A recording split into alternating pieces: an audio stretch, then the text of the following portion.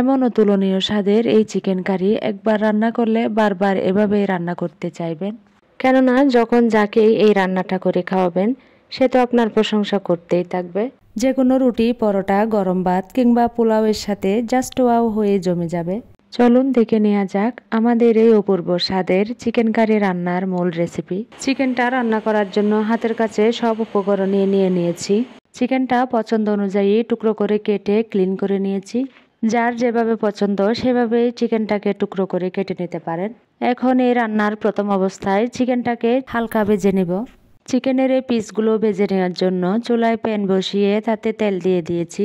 রান্নার তেলটা গরম হওয়ার পর চিকেনের এই পিসগুলো দিয়ে দিচ্ছি।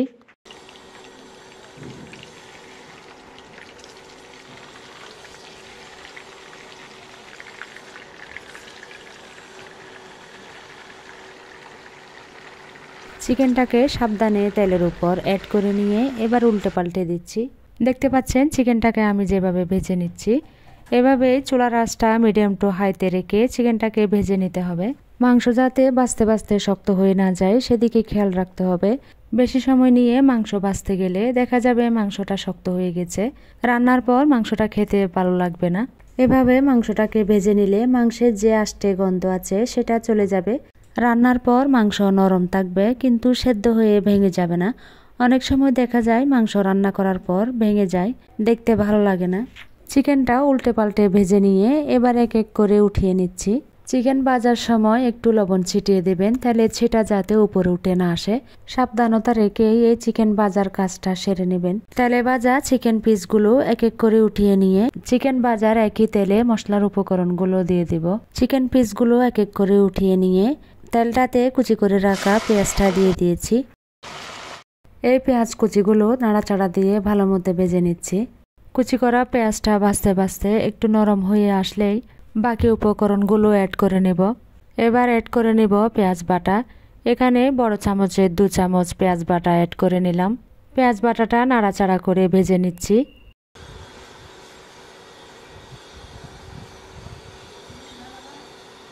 পরপর 2 চা চামচ রসুন বাটা অ্যাড করে নিয়েছি।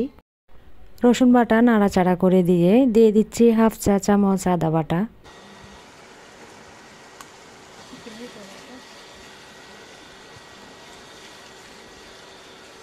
এবার অ্যাড করে নিচ্ছি কাঁচামরিচের পেস্ট। মরিচের যে ঝালটা স্ট্রং তাই এখানে 2 চা চামচ মরিচের পেস্ট দিয়েছি। তবে আপনারা যখন রান্না করবেন ঝালটা নিজেদের পছন্দ অনুযায়ী কমিয়ে বাড়িয়ে দিতে পারেন। অ্যাড করে নিচ্ছি 2 চা চামচ টমেটো পেস্ট।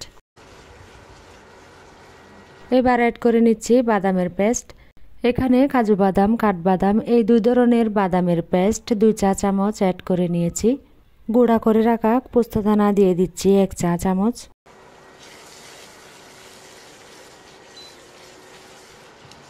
এবার অ্যাড করে নিচ্ছি জিরা ধনিয়ার মিক্স মশলা।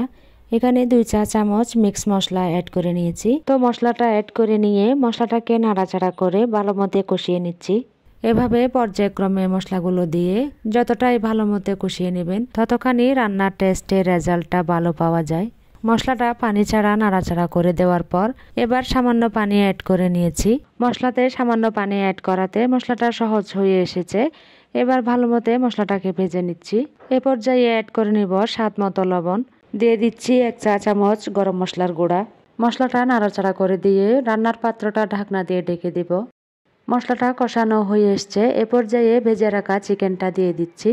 মশলাতে চিকেনটাকে অ্যাড করে নিয়ে চিকেনটা ভালো মতো নাড়াচাড়া করে দিচ্ছি। চিকেনটা ভালোভাবে নাড়াচাড়া করে দিয়ে রান্নার পাত্রটা ঢাকনা দিয়ে ঢেকে এভাবেই কিছু সময় কষিয়ে নেব।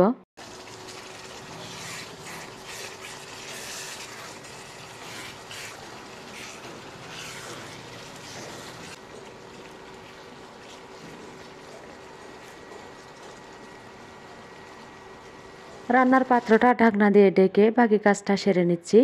এদিকে টক দই নিয়েছি 1/2 কাপ। তো দইয়ের সাথে চিনি মিশিয়ে নেব সামান্য। এবার দইটাতে চিনি অ্যাড করে নিচ্ছি।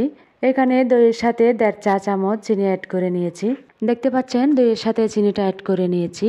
চামচের সাহায্যে দইটাকে ভালোভাবে ফাটিয়ে মিহি করে নেব।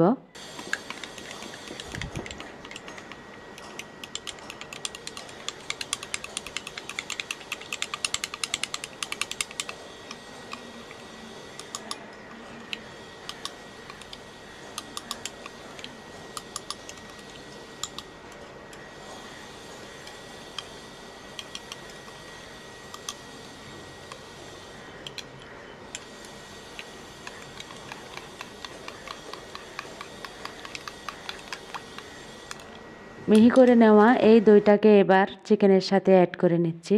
সম্পূর্ণ দইটাই চিকেনের সাথে দিয়ে দিচ্ছি।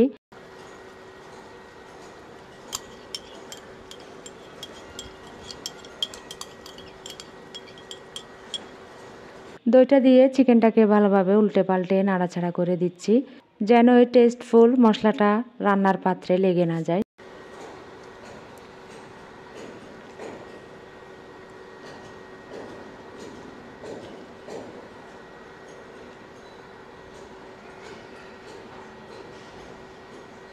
দেখুন এরই মাঝে চিকেনটা কত লোভনীয় হয়ে এসছে। এভাবে একটু সময় নিয়ে যত্নের সাথে রান্না করলে আপনার চিকেন রান্নার স্বাদটাও অনন্য হয়ে উঠবে। চিকেনটাকে ঢাকনা দিয়ে ঢেকে সেদ্ধ হতে দিয়ে অবশিষ্ট উপকরণগুলো অ্যাড করে নেব। চিকেনটাতে বলক এসে গেছে, তো এই পর্যায়ে অ্যাড করে নিচ্ছি গোটা গরম মশলা। এখানে তেজপাতা, 2 টুকরো দারচিনি, 3-4টা এলাচ অ্যাড করে নিলাম। আবারও রান্নার পাত্রটা ঢাকনা দিয়ে ঢেকে চিকেনটা কুক হতে দিয়ে দিয়েছি। এদিকে একটা কাপে মিল্ক পাউডার নিয়ে নিচ্ছি। দেখতে পাচ্ছেন কিছু মিল্ক পাউডার এখানে নিয়ে নিচ্ছি। কাপে মিল্ক পাউডার নেওয়ার পর সামান্য পানি দিয়ে মিল্ক পাউডার পানির সাথে মিশিয়ে নিচ্ছি।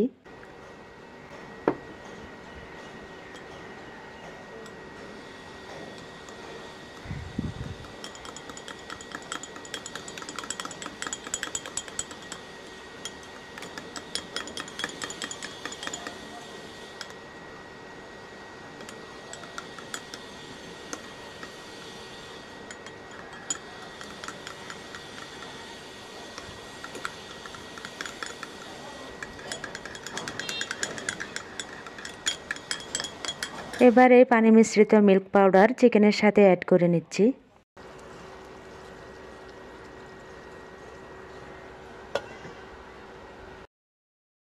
চিকেনটাকে আবারও ভালোভাবে নাড়াচাড়া করে দিয়ে রান্নার পাত্রটা ঢাকনা দিয়ে ঢেকে চিকেনটা কুক হতে দিয়ে দিব।